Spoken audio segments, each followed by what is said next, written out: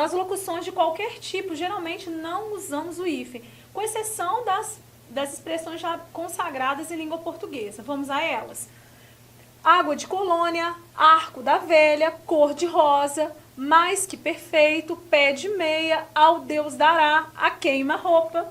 Okay? Então, essas são expressões que a gente já faz a utilização, né, do hífen, que no caso, por uso comum, né, recorrente, não vão entrar em nenhuma dessas regras que nós apresentamos até agora.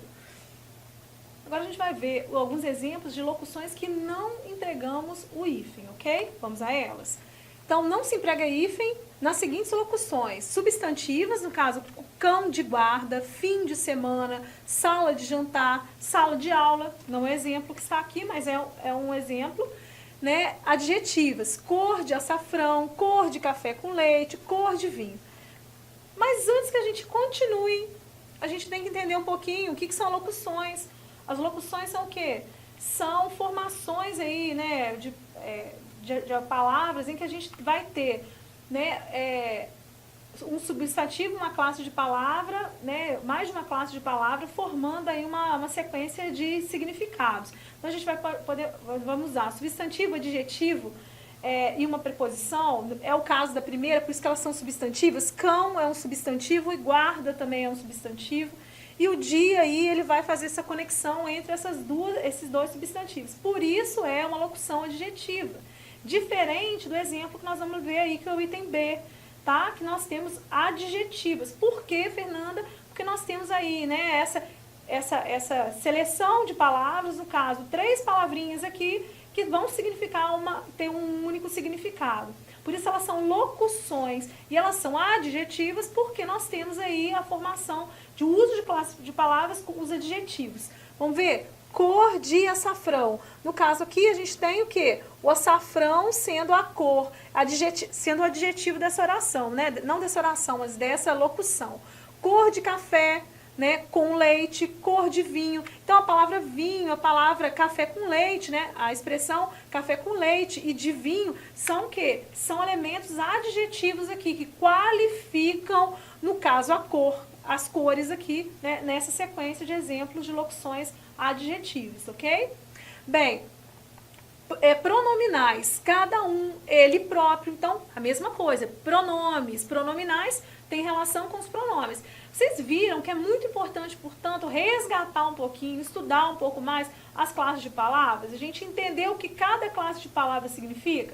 Então, buscar entender o que é adjetivo, substantivo, o que é uma locução, todos esses elementos eles são importantes para entendimento da regra, porque senão a regra fica assim, vai passar e eu não vou entender ou não vou saber classificar, eu vou tentar decorar e vai sofrer muito para decorar isso. Já é complexo se a gente realmente já entende as classificações das classes de palavras.